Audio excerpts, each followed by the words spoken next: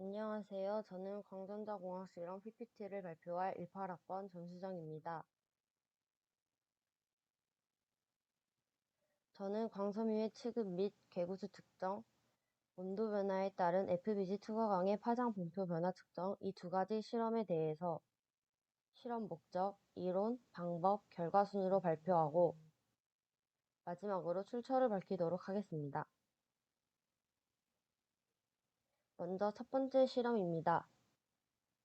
광섬유의 구조와 종류를 학습하고 기본 원리를 이해하며 개구수에 대해 알고 그 측정 방법을 익히는 것이 이 실험의 목적입니다. 먼저 광섬유란 전반사 현상을 이용하여 빛을 멀리까지 전송시킬 수 있는 섬유 모양의 관입니다.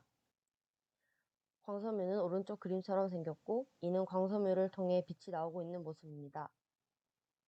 전반사 현상은 광섬유에서 중요한 현상으로 뒤에서 설명하도록 하겠습니다. 광섬유의 구조는 다음과 같습니다. 가장 안쪽의 코어는 유리로 되어 있으며 굴절률을 높이기 위해서 불순물이 첨가되어 있습니다.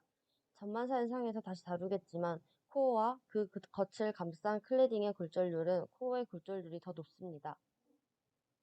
코어의 직경은 어떤 광섬유냐에 따라서 다른데 싱글 모드 파이버인 단일 모드 광섬유와 멀티 모드 파이버인 다중 모드 광섬유로 나뉩니다.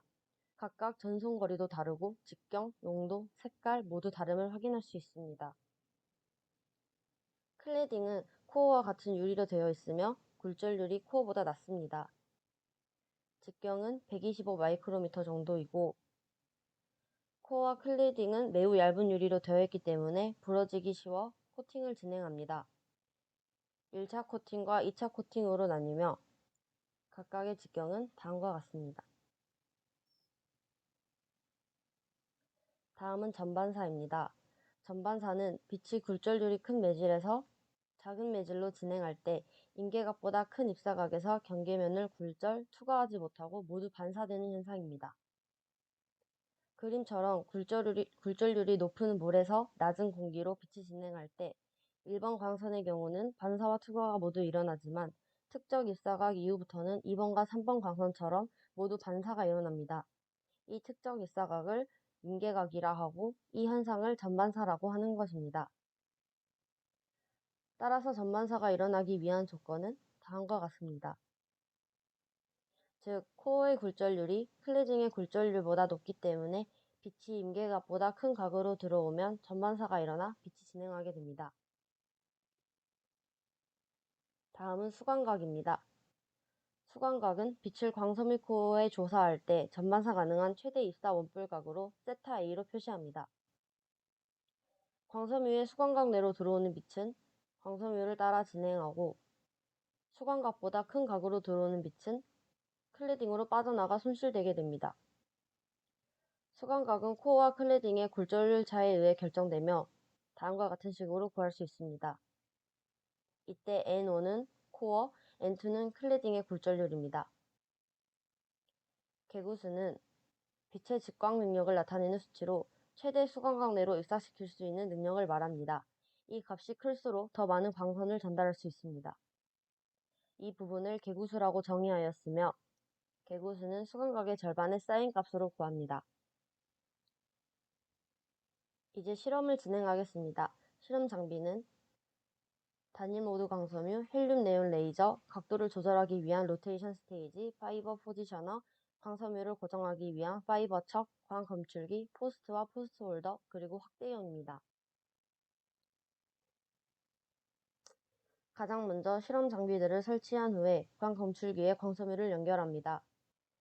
광섬유의 끝이 로테이션 스테이지 회전의 중심이 되도록 광섬유 끝과 파이버 포지셔너의 방향을 잘 조절합니다.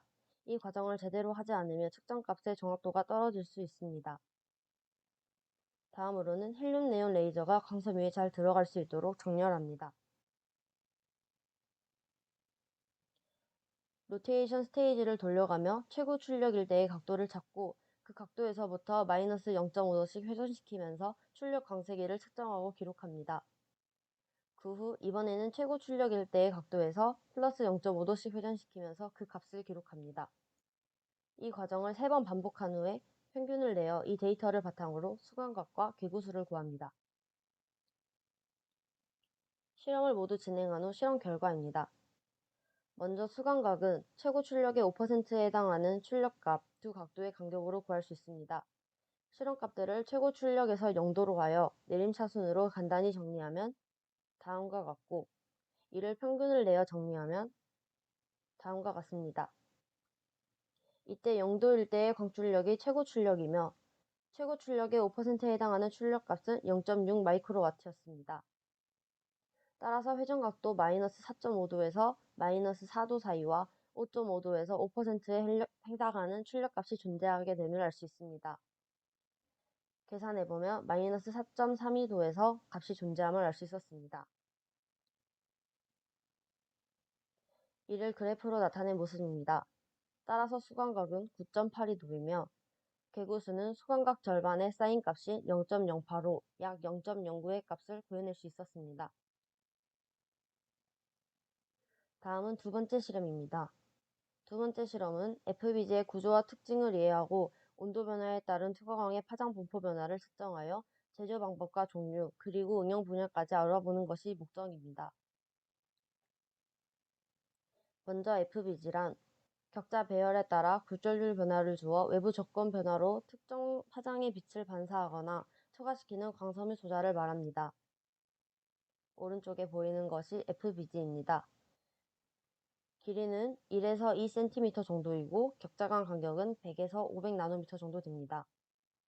이때 반사되는 특정한 파장을 람다-B, 격자의 유호 굴절률을 N2, 격자간 간격을 람다라 할 때 다음과 같은 식으로 나타낼 수 있습니다. 유호 굴절률은 대략적으로 그림에 표시한 것처럼 코어와 격자의 굴절률의 평균값을 의미합니다. A와 같은 스펙트럼을 갖는 빛을 격자에 주입하면 특정 파장은 B처럼 반사되고 나머지 파장은 C처럼 투과하게 됩니다. 이러한 특성을 파장 선택 필터로 사용합니다.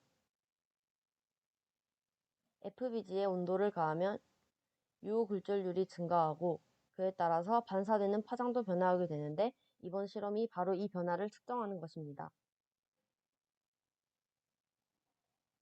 FBG의 특징은 광섬유와의 연결이 용이하며 삽입 손실이 적고 비전도성으로 정기적인 영향을 받지 않는다는 것입니다. 이로 인해 에너지나 원자력 분야에 사용됩니다.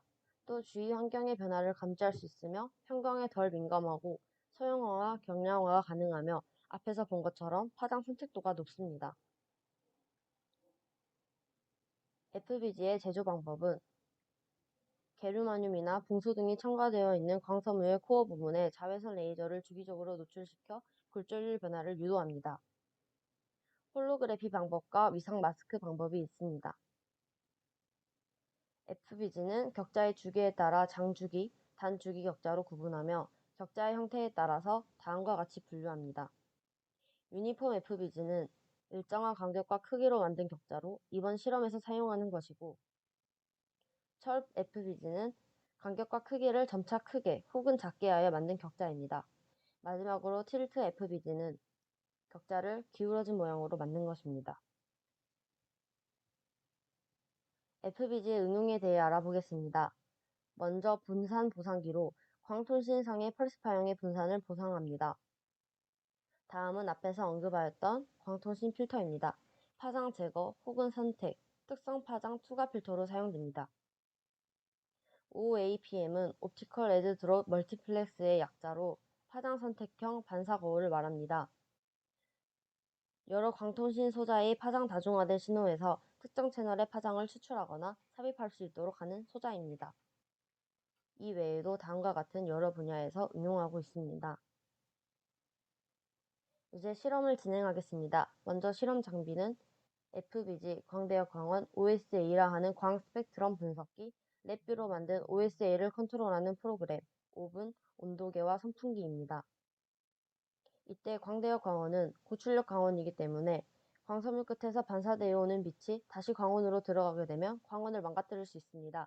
그래서 끝이 8도 기울어진 APC를 사용하여 끝에서 반사된 빛이 클래딩으로 빠져나가게 합니다.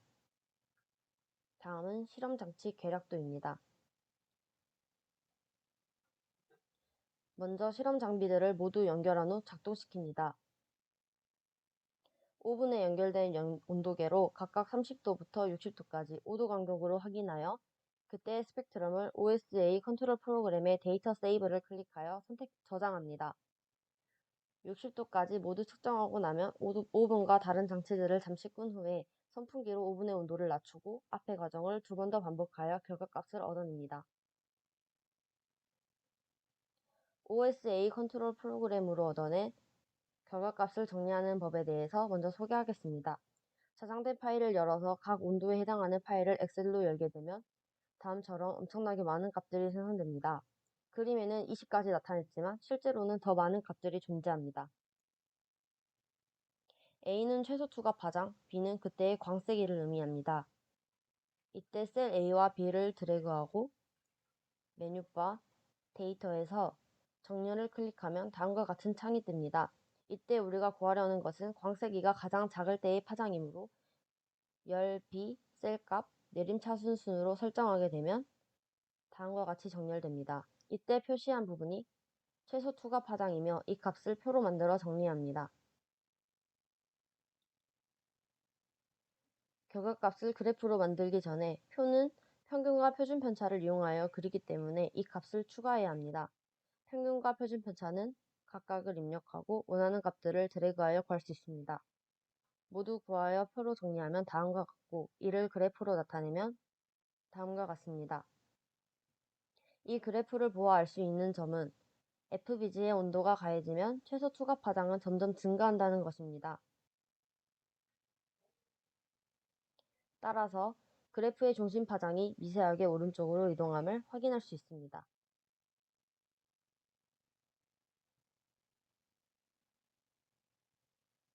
이상으로 발표를 마치겠습니다. 감사합니다.